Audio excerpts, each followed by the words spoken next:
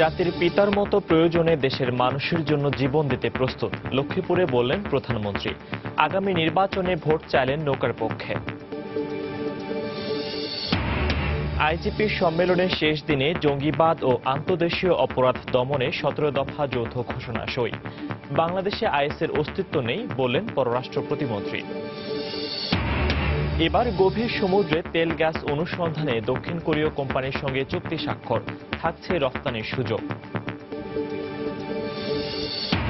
রাজধানীর লোকাল বাসগুলো রং পাল্টে রাতারাতি হয়ে গেছে সুপার সেটিং, আদায় করা হচ্ছে কয়েক গুণ বেশি ভাড়া, ব্যবস্থা নেয়ার কথা বলছে বিআরটিএ। এবং তুষার ঝড় স্টেলার আঘাতে বিপর্যস্ত যুক্তরাষ্ট্রের নিউ ইয়র্ক সহ কয়েকটি রাজ্যের জনজীবন, জরুরি অবস্থা জারি, সব শিক্ষা প্রতিষ্ঠান বন্ধ ঘোষণা।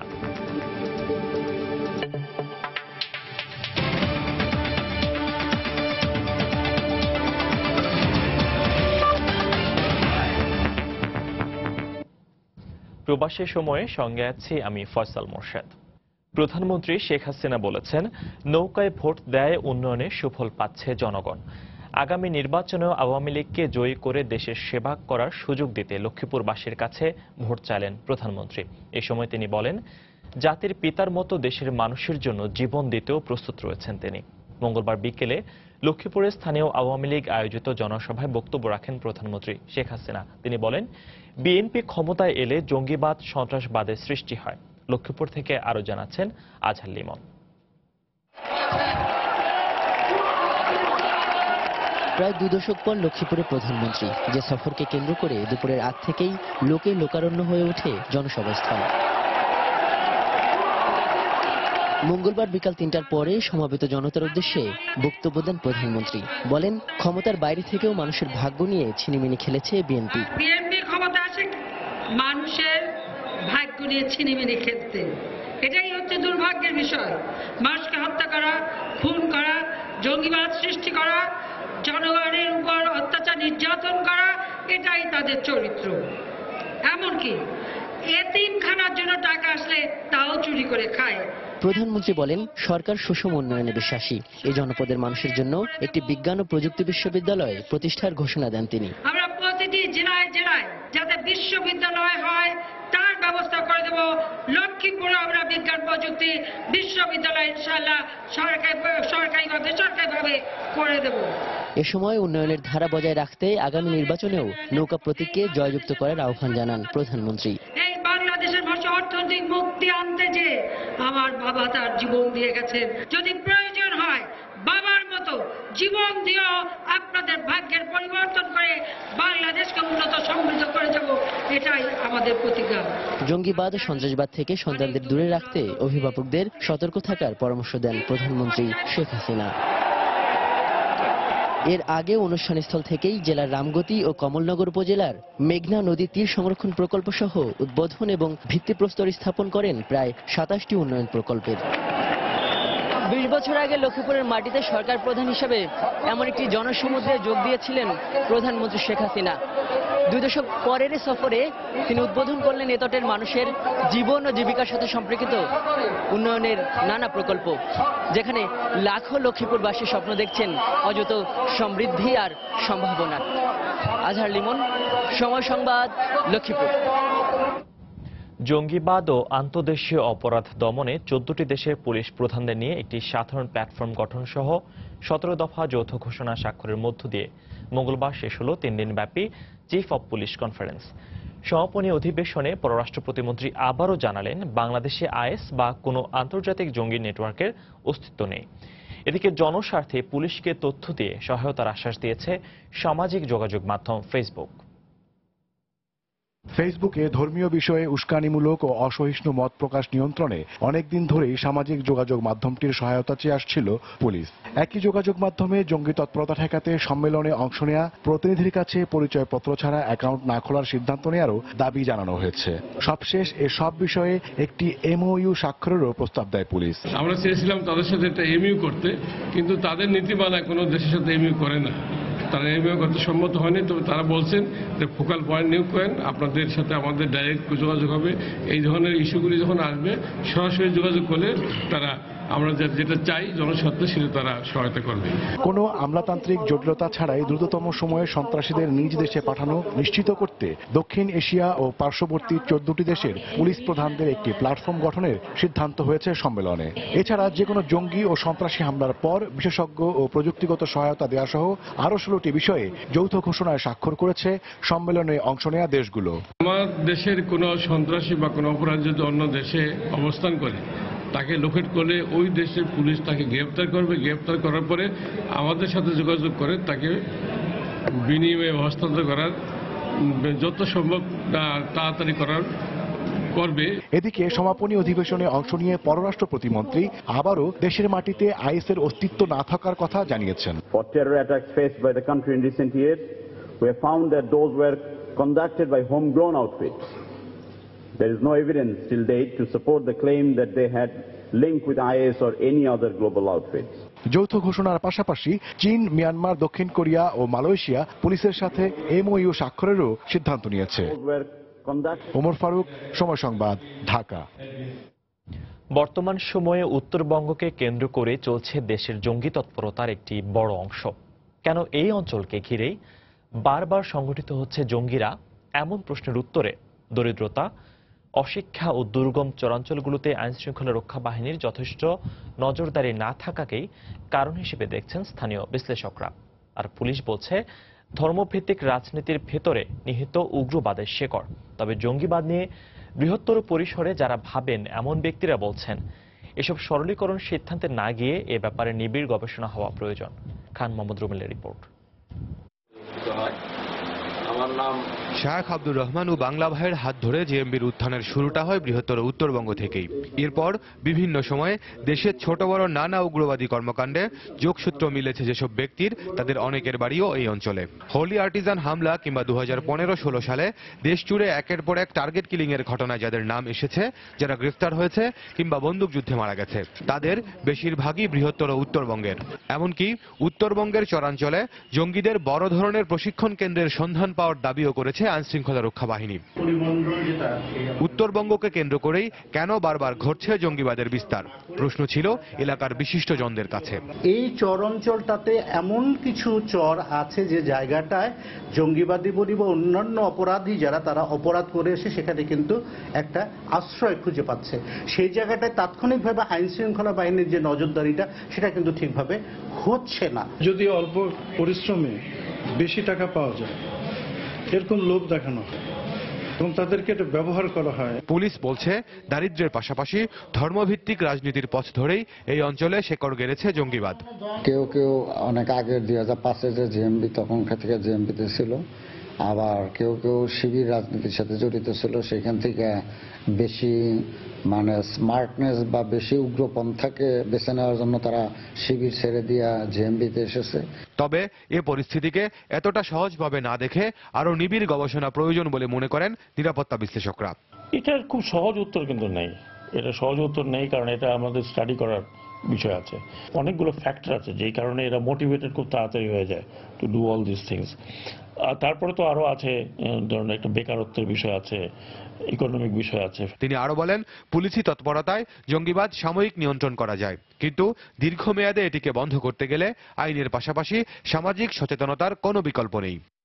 খান মোহাম্মদ রুমেল, সময় সংবাদ, ঢাকা। দিনাজপুরের বোচাগঞ্জে কথিত পীর ও তার মুরিদ পালিত কন্যাকে হত্যার ঘটনায় দুজনকে জিজ্ঞাসাবাদের জন্য আটক করেছে আইনশৃঙ্খলা রক্ষা বাহিনী। পুলিশ জানায়, মঙ্গলবার দুপুরে দরবার শরীফ থেকে খাদেম সাইদুর রহমান ও মুরিদ সুফিয়াকে জিজ্ঞাসাবাদের জন্য বোচাগঞ্জ থানায় নিয়ে যাওয়া হয়। সোমবার রাতে কথিত পীর ফরহাদ হোসেন চৌধুরী ও তার মুরিদ পালিত কন্যা রূপালী বেগমকে গুলি ও কুপিয়ে হত্যা করে দুর্বৃত্তরা। খবর পেয়ে ঘটনাস্থল পরিদর্শন করেন পুলিশ কর্মকর্তারা। এই ঘটনায় অতিরিক্ত পুলিশ সুপার মাহফুজ জামান আশরাফকে প্রধান করে 6 সদস্যের তদন্ত কমিটি গঠন করা হয়। তবে হত্যাকাণ্ডের রহস্য শিগগিরই তদন্তে বের হয়ে আসবে বলে জানিয়েছেন রংপুর রেঞ্জের অতিরিক্ত ডিআইজি চৌধুরী মঞ্জুরুল কবির।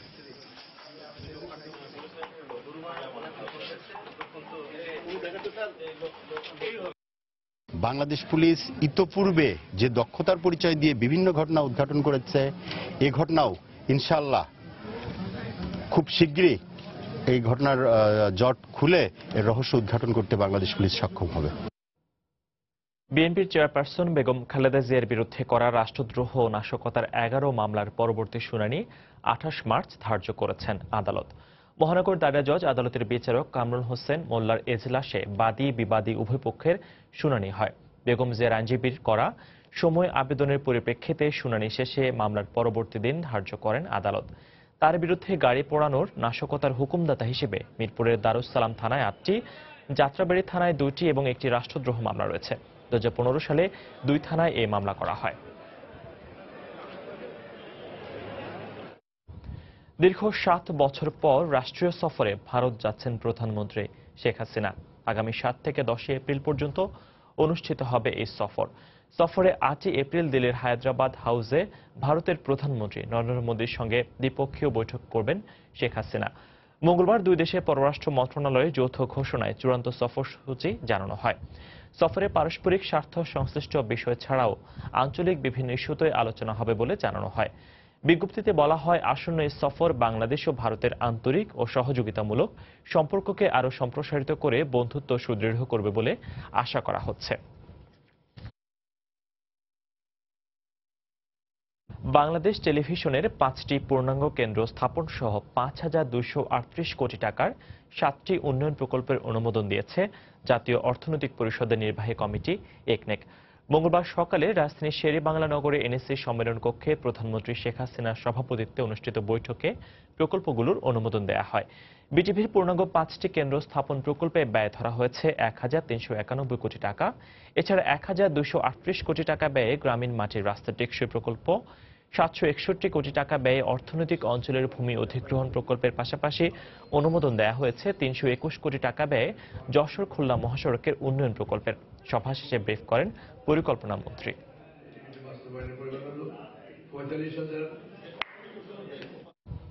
রাজধানীর বিভিন্ন রুটের লোকাল বাসগুলো রং পাল্টে হঠাৎ করে হয়ে গেছে সুপার সিটিং।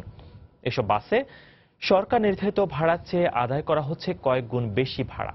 এই অবস্থায় একদিকে বাড়তি ভাড়া গুনতে হচ্ছে, অন্যদিকে স্বল্প দূরত্বের যাত্রী না নেয়ায় বিড়ম্বনা বেড়েছে নাগরিকদের। পরিবহন সংশ্লিষ্টরা যাত্রী সেবার দোহাই দিলেও বিআরটিএ বলছে বেআইনিভাবে বেশি ভাড়া আদায়ের বিরুদ্ধে ব্যবস্থা নেবেন তারা। তাফসির বাবুর রিপোর্ট। মহাখালী 50 কেন? এখান থেকে তো থেকে মহাখালী 15 টাকা সিটিং ভাড়া। 27 আবার কবে সিটিং? বাসের নাম ভিআইপি 27। কিছুদিন আগেও আজিমপুর গাজীপুর রুটে চলাচলকারী লোকাল এই বাস এখন সুপার সিটি। শুধু কি তাই, রাজধানীতে লোকাল বাস হিসেবে অতি পরিচিত 7, 8 এমনকি 3 নম্বর বাসও এখন পুরো দস্তুর সিটিং কিংবা গেটলক সার্ভিস নামে চলাচল করছে। এসব সার্ভিসের কিছু বাস এখনো লোকাল থাকলেও বাকিগুলোতে ভাড়া হাঁকানো হচ্ছে দ্বিগুণ। ফলে স্বল্প দূরত্বের যাত্রীদের ভোগান্তি উঠেছে চরমে। ওরা তো আমাদেরকে নিতে চায় না যারা কম দূরত্বে যাবে, বা গেলেও যদিও আমি উঠেও যাই তাহলে আমাকে ফুল ভাড়া দিতে হবে। গেট তো লাগানোই থাকে, মাঝে মধ্যে একটু খোলে, দৌড়ে গিয়ে উঠতে হয় জীবনের ঝুঁকি নিয়ে। খোঁজ নিয়ে দেখা যায় সিটিং নামধারী বাসগুলোতে 7 টাকা সর্বনিম্ন ভাড়ার পরিবর্তে যাত্রী সেবার নামে এখন আদায় করা হচ্ছে 10 থেকে 50 টাকা পর্যন্ত।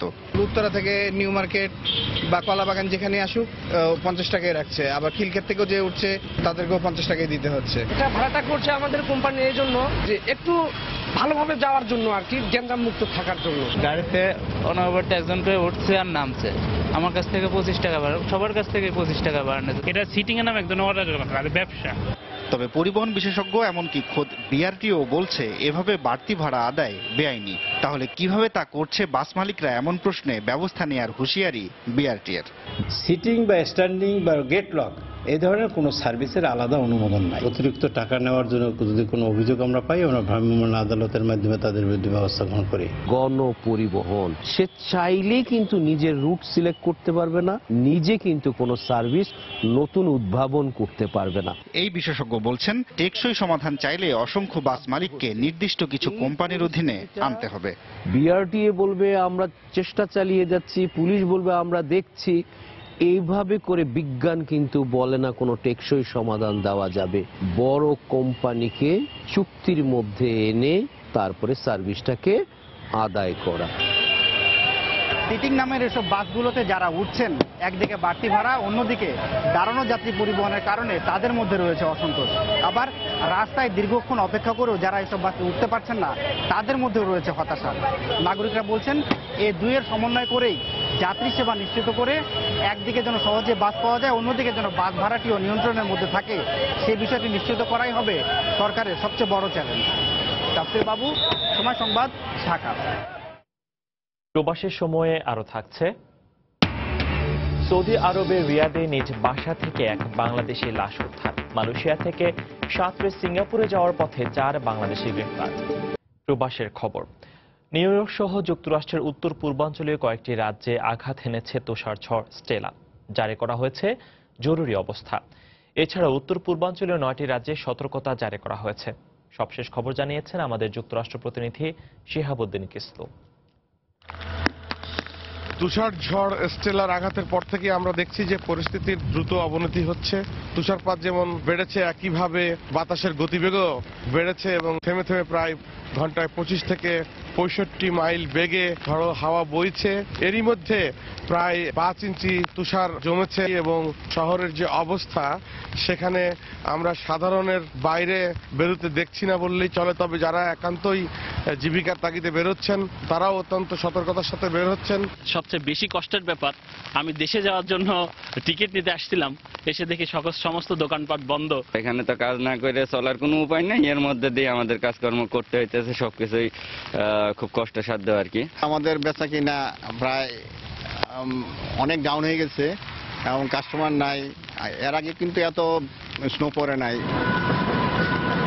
আমরা লক্ষ্য করেছি যে খুবই সীমিত আকারে কিছু যান চলাচল করছে, বিশেষ করে প্রাইভেট ট্যাক্সি এবং ইয়েলো এবং গ্রিন ট্যাক্সি যেভাবে চলছে। পাশাপাশি খুব সীমিত আকারে কয়েকটি বাস সার্ভিস চলছে কয়েকটি রুটে, বিশেষ করে মাটির নিচে আন্ডারগ্রাউন্ড যে সাবওয়ে ব্যবস্থা, সেখানে কয়েকটি রুটে সাবওয়ে চলছে। এছাড়া মাটির উপরের যে সাবওয়েগুলো চলাচল করে সেগুলো সম্পূর্ণভাবে বন্ধ রয়েছে। তবে সেই সাবওয়ে লাইন পরিষ্কারের জন্য নিউ ইয়র্ক সিটির বিশেষ 7টি ট্রেন নিয়মিত কাজ করছে। তাপমাত্রার হেরফেরে এখন এই তুষারপাত খানিকটা শিলাবৃষ্টিতে পরিণত হয়েছে, যেটি অত্যন্ত ভয়াবহ। এবং এই পরিস্থিতিতে নিউ ইয়র্কের মেয়র বিল ডি ব্লাজিও বলেছেন যে এই আবহাওয়া মানুষের জীবনের জন্য হুমকি স্বরূপ, এই লাইফ থ্রেটেনিং তিনি উল্লেখ করেছেন। সুতরাং এই আবহাওয়া থেকে নিজেদেরকে সুরক্ষায় একেবারেই প্রয়োজন ছাড়া ঘর থেকে না বের হবার পরামর্শ দিয়েছেন তিনি।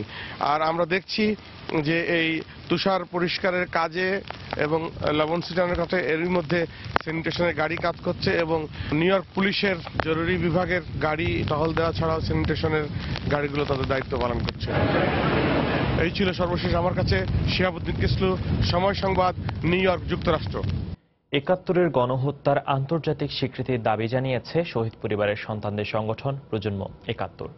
মঙ্গলবার দুপুরে জাতীয় প্রেস ক্লাবে এক গোলটেবিল বৈঠকের মধ্য দিয়ে এ দাবি জানানো হয়।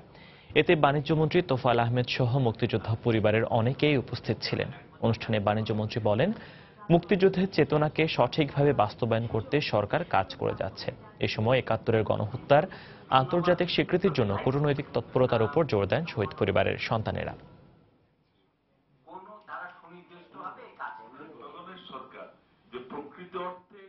আমাদের কূটনৈতিক তৎপরতা, আমাদের যুদ্ধাপরাধীর ব্যাপারে যেমন ইন্টারন্যাশনাল প্রোপাগান্ডাটা ছিল, এখনো আছে, যেটা অনেক শক্তিশালী।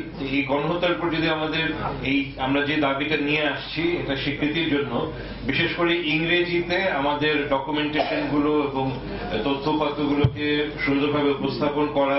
আমরা যখন এই ইন্টারন্যাশনাল ইয়েতে যাব, আমাদের একটু আঘাত ভেবে একেবারে গণহত্যার ডেফিনেশনের জন্য, প্রমাণ করবার জন্য কি কি তথ্য উপাত্ত লাগে, আমাদেরকে একেবারে মেথডিক্যালি আগাতে হবে। আমাদের মুক্তিযুদ্ধের যে চেতনা এবং মূল্যবোধ, এইটাও সঠিকভাবেই আমরা বাস্তবায়ন করব এবং আমাদের একটা বড় জিনিস, আমরা 25শে মার্চকে গণহত্যা দিবস হিসেবে চিহ্নিত করে আমরা এটাকে একটা ইতিহাসে আমরা একটা নিজেরাও জায়গা করে নিয়েছি যে আমরাও এই প্রস্তাবের সমর্থক।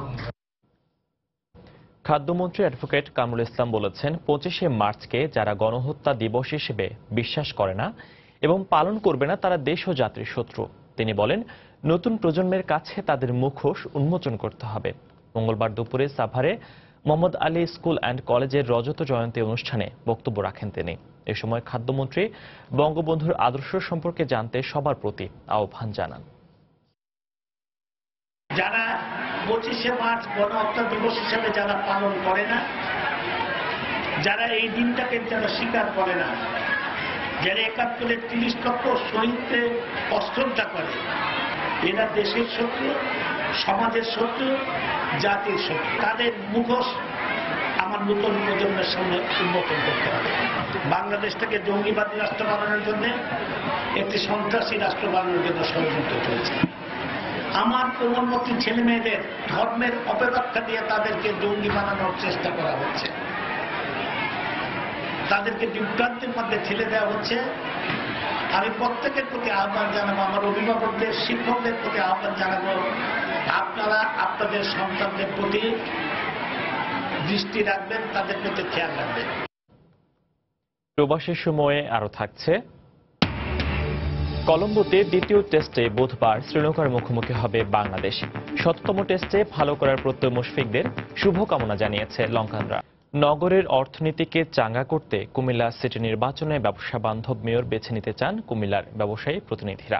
তারা বলছেন, নির্বিঘ্নে পণ্য পরিবহন নিশ্চিত করতে প্রশস্ত রাস্তা, সন্ত্রাস আর চাঁদাবাজি মুক্ত নগরী গড়তে পারবেন এমন প্রার্থীর প্রতি আস্থা রাখবেন তারা। সিটি নির্বাচন নিয়ে কুমিল্লার ব্যবসায়ীদের ভাবনার কথা জানাচ্ছেন রাশেদ লিমন। ক্যামেরায় ছিলেন মোহাম্মদ সাইদুল ইসলাম। ভবিষ্যৎ মেয়রের কাছে খুব বেশি চাওয়ার নেই কুমিল্লার ক্ষুদ্র ব্যবসায়ীদের। সব ধরনের ঝক্কি ঝামেলা থেকে মুক্ত থাকতে পারলেই হয়। আর সুখে দুঃখে নিজেদের অভিভাবক হিসেবে পাশে থাকবে এমন কাউকেই বেছে নেবেন তারা। ব্যবসা বাণিজ্য যাতে আয় উন্নত হয়, যে ভালো হয়, আমরা যাতে কোনো চাঁদাবাজি যাতে না পড়ি, তারপর আমরা যাতে ভালোভাবে চলতে পারি, ব্যবসা সুন্দরভাবে চালাইতে পারি। যে ব্যবসাদের সাথে চলাফেরা আছে, দেখাশোনা আছে, আপদ বিপদে আগুয়ে আসবে, তাদেরকে আপনি নির্বাচিত করবেন। এদিকে ভালো নেই নগরীর বিসিক শিল্প অঞ্চলের ব্যবসায়ীরা। জলবদ্ধতার পাশাপাশি তাদের ভোগাচ্ছে যোগাযোগের বেহাল দশা, রয়েছে হোল্ডিং ট্যাক্স সংক্রান্ত জটিলতাও। কুমিল্লা বিসিকের প্রথম সমস্যা হচ্ছে রাস্তাঘাটের। বিসিকের অর্ধেক অংশ ভাঙা, একদম চলাচল অনুপযুক্ত, এখানে মানুষজন আসতে পারে না। দ্বিতীয় কথা হচ্ছে জলবদ্ধতা। আমরা বিসিককে ট্যাক্স দেই, আবার পৌরসভাকে কেন আমরা সিটি কর্পোরেশনকে কেন ট্যাক্স দিব? ট্যাক্স দিতে হলে বিসিক শিল্পনগরী তারা ট্যাক্স দেবে। আর তাই তো কুমিল্লার আর্থসামাজিক অবস্থায় আরো গতি আনতে ব্যবসায়ী বান্ধব একজন প্রার্থীর পক্ষেই রায় দেওয়ার কথা ভাবছেন ব্যবসায়ী নেতারা। আমরা ব্যবসায়িক বান্ধব একটা পরিবেশ চাই, কালকে ট্যাক্স যেন বেড়ে না যায় বা হঠাৎ করে যেন আমাদের উপর অযাচিত কোনো নিয়ম সিস্টেম বা না আসে। সন্ত্রাস মুক্ত, চাঁদাবাজি মুক্ত যেন ব্যবসা প্রতিষ্ঠান আমরা গড়ে তুলতে পারি, রাস্তাঘাট এবং আমাদের জলাবদ্ধতা দূর করা হয়, সেই ফেসিলিটি আমরা নতুন মেয়রের কাছে আশা করি। 15ই মার্চ প্রতীক বরাদ্দের পরেই প্রচারণায় মাঠে নামবেন প্রার্থীরা।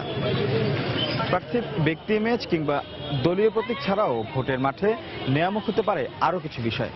সেক্ষেত্রে নিজেদের প্রত্যাশা আর প্রাপ্তির ফারাক কমিয়ে আনতে পারবে এমন প্রার্থীর দিকেই বেশি ঝোঁক থাকবে ব্যবসায়ী ভোটারদের। রাশেদ লিমন, সময় সংবাদ, কুমিল্লা। এদিকে মনোনয়নপত্র প্রত্যাহারের শেষ দিনে কুমিল্লা সিটি নির্বাচনে মেয়র পদে 3 জন, সাধারণ কাউন্সিলর পদে 114 জন এবং সংরক্ষিত মহিলা কাউন্সিলর পদে 40 জন প্রার্থীর মনোনয়নপত্র বৈধ ঘোষণা করা হয়েছে। এবার আবারও প্রবাসের কিছু খবর। সৌদি আরবের রিয়াদে বাথা বাংলাদেশি মার্কেট এলাকায় জাকির হোসেন নামে এক বাংলাদেশি লাশ উদ্ধার করেছে পুলিশ।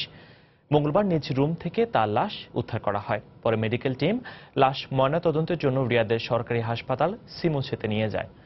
জাকির হোসেনের গ্রামের বাড়ি লক্ষ্মীপুর জেলার মান্দারি পূর্ব জামিরতলী গ্রামে। সৌদি আরবে থাকা তার নিকটাত্মীয় শাহাদাত হোসেন কিরণ পুলিশের উপস্থিতিতে তার লাশ শনাক্ত করেন। তার মৃত্যুর কারণ জানা সম্ভব হয়নি, তবে হৃদযন্ত্রের ক্রিয়া বন্ধ হয়ে তার মৃত্যু হতে পারে বলে মনে করছেন প্রতিবেশী ও স্বজনরা।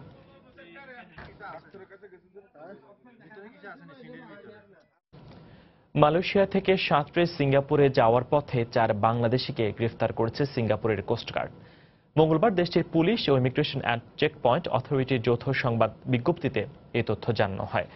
সোমবার দিবাগত মধ্যরাত 12:30টার দিকে সিঙ্গাপুরের জলসীমার সুঙ্গেই তুয়ানে এলাকা থেকে তাদের আটক করা হয়। অবৈধভাবে পাড়ি দেওয়ার অভিযোগে গ্রেফতারকৃত এই বাংলাদেশিদের বয়স 25 থেকে 42 বছরের মধ্যে বলে জানা গেছে। দোষী সাব্যস্ত হলে তাদের 6 মাসের জেল বা ন্যূনতম $2000 জরিমানা করা হতে পারে। কাতারে বাংলাদেশি মালিকানাধীন ট্রাভেল প্রতিষ্ঠান ট্রাভেল চ্যানেল অ্যান্ড ট্যুরের উদ্বোধন করা হয়েছে। সোমবার দেশটির রাজধানী দোহার নাজমা এলাকায় এর উদ্বোধন করা হয়। কাতারে নিযুক্ত বাংলাদেশি বিমানের কান্ট্রি ম্যানেজার মোহাম্মদ মুস্তফা ও কাতার বাংলাদেশ কমিউনিটির নেতা আব্দুল মতিন পাটোয়ারি এই উদ্বোধন করেন। এ সময় প্রতিষ্ঠানটির স্বত্বাধিকারী ফখরুল ইসলাম, নিজামুল ইসলাম ও জসিমউদ্দিন উপস্থিত ছিলেন।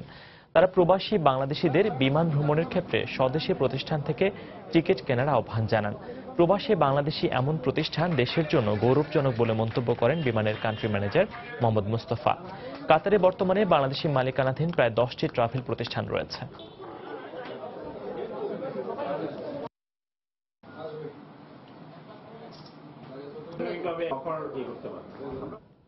দেখছেন প্রবাসী সময়, সঙ্গেই থাকুন।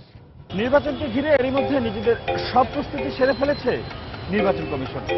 প্রার্থীরাও মাঠে নামার আগে নির্ধারণ করে নিচ্ছে নিজেদের প্রচারণার কৌশলগুলো।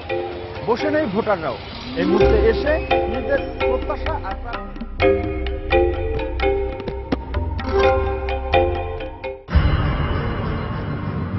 যথেষ্ট নিরাপত্তা বেষ্টনী তৈরি করা হয়নি, সাবধানতা অবলম্বন করা হয়নি। এটা নির্মাণের সময়ে আরো অনেক বেশি সাবধান হওয়া উচিত। যারা এই নির্মাণ কাজে যুক্ত তারা খুব একটা দায়িত্ববান ব্যক্তি বলে মনে হয় না, প্রতিষ্ঠান বলে মনে হয় না। দক্ষতার অভাব হয়তো ছিল, কিন্তু সেটা পুষিয়ে যেত যদি তাদের এই ব্যবস্থাপনাটা একটু ভালো হতো।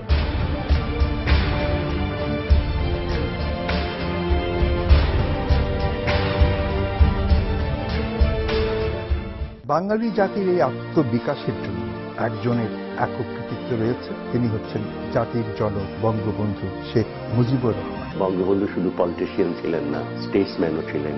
অনেক দূর দেখার ক্ষমতা রাখতেন এবং এই জন্যই মুক্তির সংগ্রাম এই দায়িত্বটা আমাদের ঘাড়ে ছেড়ে দিয়ে গেছেন। দেশের পরিস্থিতি যে তিনি মানুষকে বোঝাতে পারেন সেটা তো পরবর্তীকালে আমরা ধাপে ধাপে টের পেয়েছি। স্বাধীন বাংলাদেশের কথা প্রকাশ্যে সোচ্চার উচ্চারণেই প্রথম বলা হলো, বীর বাঙালি অস্ত্র ধরো, বাংলাদেশ স্বাধীন করো।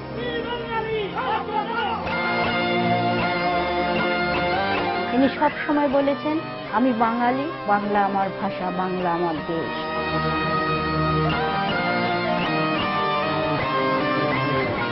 রফতানির সুযোগ রেখে গভীর সমুদ্রে তেল গ্যাস অনুসন্ধানে দক্ষিণ কোরীয় কোম্পানি পোস্কো দাইউর সঙ্গে উৎপাদন অংশীদারিত্ব চুক্তি বা পিএসসি সই করল পেট্রোবাংলা। মঙ্গলবার বিকেলে রাজধানী পেট্রো সেন্টারে জ্বালানি বিভাগের ঊর্ধ্বতন কর্মকর্তাদের উপস্থিতিতে এই চুক্তি স্বাক্ষরিত হয়। শর্ত অনুযায়ী আগামী 5 বছর গভীর সমুদ্রের 12 নম্বর ব্লকে গ্যাস অনুসন্ধান করবে প্রতিষ্ঠানটি। অনুষ্ঠানে গ্যাস সংকট সমাধানে সরকার 4 ধাপে অগ্রসর হচ্ছে বলে জানান প্রধানমন্ত্রীর বিদ্যুৎ ও জ্বালানি উপদেষ্টা ডক্টর তৌফিক ইলাহি চৌধুরী।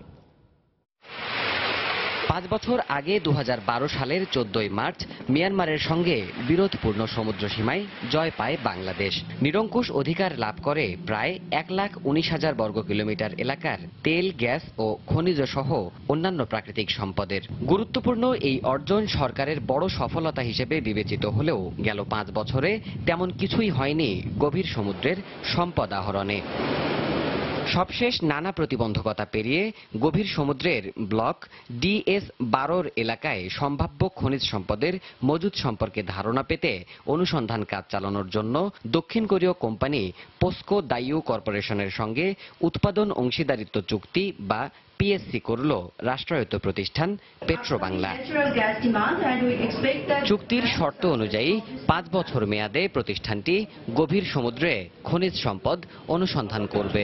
জরিপ শেষে গ্যাসের মজুদ ও প্রাপ্যতা নিশ্চিত হওয়া গেলে পেট্রোবাংলার কাছে গ্যাস বিক্রির পর উদ্বৃত্ত গ্যাস রপ্তানির সুযোগ থাকছে বলেও জানিয়েছেন প্রধানমন্ত্রীর বিদ্যুৎ ও জ্বালানি বিষয়ক উপদেষ্টা।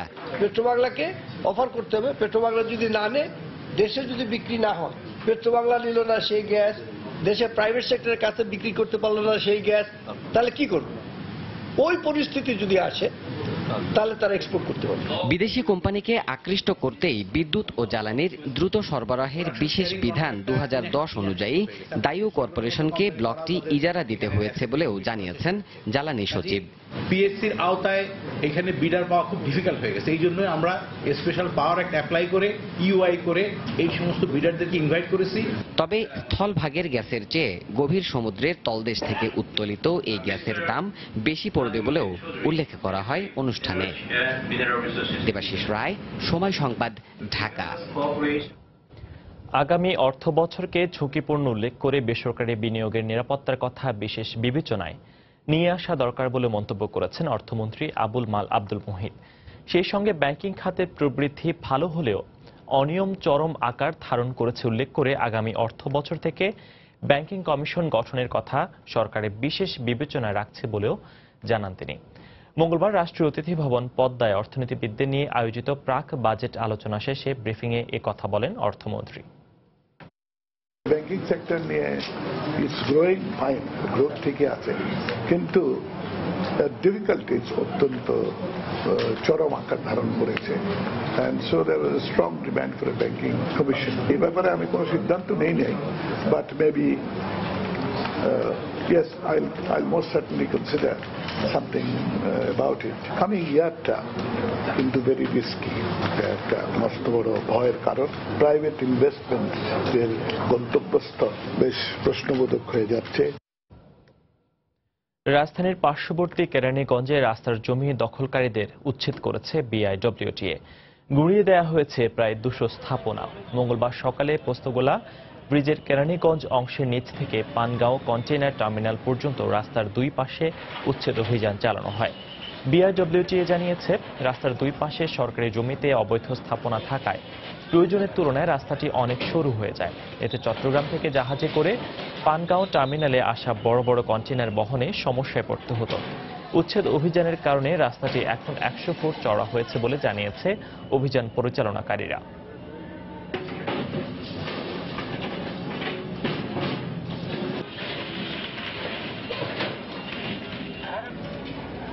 চট্টগ্রামে ক্লাসে ঢুকে রড দিয়ে পিটিয়ে শিক্ষিকার হাত পা ভেঙে দিয়েছে এক বখাটে।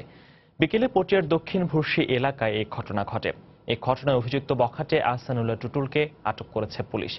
স্বজনদের অভিযোগ, প্রতিদিনের মতো স্কুলে ক্লাস নিচ্ছিলেন প্রাথমিক বিদ্যালয়ের ওই শিক্ষিকা। এ সময় হঠাৎ রড নিয়ে ক্লাসরুমে ঢুকে তার উপর হামলা করে পালিয়ে যায় বখাটে আহসানুল্লাহ টুটুল। এতে হাত পা ভাঙা সহ মারাত্মকভাবে জখম হন তিনি। পরে স্থানীয়রা শিক্ষিকাকে উদ্ধার করে প্রথমে উপজেলা স্বাস্থ্য কমপ্লেক্সে ভর্তি করেন। অবস্থার অবনতি হলে উন্নত চিকিৎসার জন্য তাকে চট্টগ্রাম মেডিকেল কলেজ হাসপাতালে পাঠানো হয়। এ ঘটনায় জড়িত বখাটের দৃষ্টান্তমূলক শাস্তির দাবি করেছেন স্বজনেরা।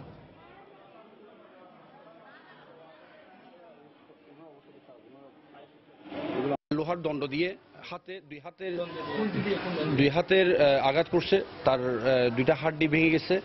বর্তমানে তার পায়েও আঘাতপ্রাপ্ত হয়েছে, ওখানেও ব্যান্ডেজ। প্রশাসনের কাছে আমার একটাই দাবি, যেমন দ্রুত তদন্ত করে, নিরপেক্ষ যেন তদন্ত করে এবার দৃষ্টান্তমূলক শাস্তির মাধ্যমে যেমন একটা নজির হয়, যেন এই ঘটনার যেন পুনরাবৃত্তি না হয়। রাজধানীর শিল্পকলা একাডেমিতে হয়ে গেল শামীম আখতার নির্মিত চলচ্চিত্র রিনা ব্রাউনের বিশেষ প্রদর্শনী। একই সঙ্গে চলচ্চিত্র ফিল্ম সোসাইটির উদ্যোগে চলচ্চিত্রটির কলাকুশলীদের দেয়া হয় সংবর্ধনা।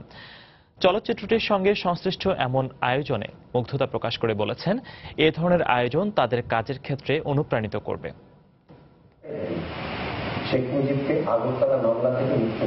মুক্তিযুদ্ধ, প্রেম আর বিচ্ছেদের অনন্য চলচ্চিত্র রিনা ব্রাউন, যেখানে গল্পের ছলে নির্মাতা তুলে ধরেছেন 69-এর গণ অভ্যুত্থান, মুক্তিযুদ্ধ থেকে শুরু করে বর্তমান সময়ের চিত্র।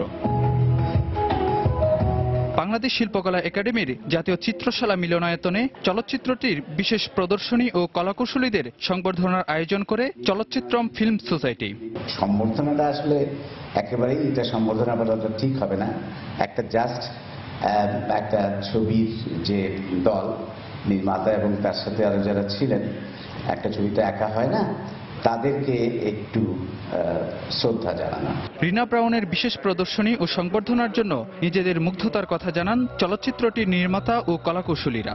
মুক্তিযুদ্ধের বাইরে আমি চলচ্চিত্র করতে পারি না, ৭১ আমাকে তাড়িত করে। চলচ্চিত্রম এই উদ্যোগটা নিয়েছে শিল্পকলার মাধ্যমে, যেটা আমিও খুব অনুপ্রাণিত বোধ করছি ভীষণভাবে। এরকম একটা সম্মাননা সবাইকে এনকারেজ করা, আমার মনে হয় যে পরবর্তীতে যদি অভিনয় করি আমি এই জিনিসটা মনে রেখে আমি করব।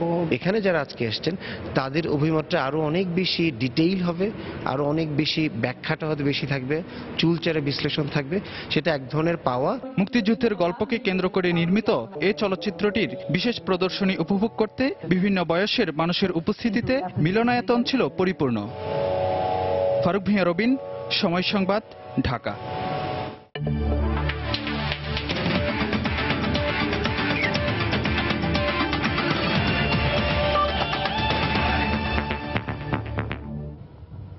বাংলাদেশ শ্রীলঙ্কা টেস্ট সিরিজ প্রসঙ্গ। সিরিজের দ্বিতীয় ও শেষ টেস্টটি বাংলাদেশের জন্য ১০০তম টেস্ট।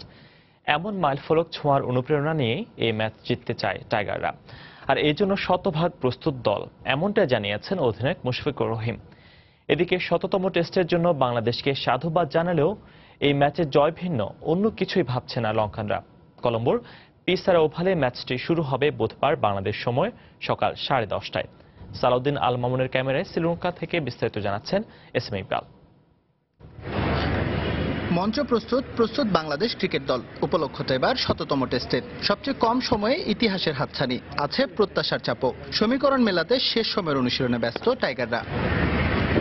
এমন সময়ে বাংলাদেশের সামনে ১০০তম টেস্টের হাতছানি, যেখানে রয়েছে সিরিজ হারের চাপ। তবে সেটা নিয়ে ভাবতে নারাজ মুশফিক। ভালো করার অনুপ্রেরণাটা নিতে চান ১০০তম টেস্টের মাইলফলক থেকেই। এটা একটা অনেক বড় অ্যাচিভমেন্ট আমি মনে করবো যে বাংলাদেশ ক্রিকেটের জন্য।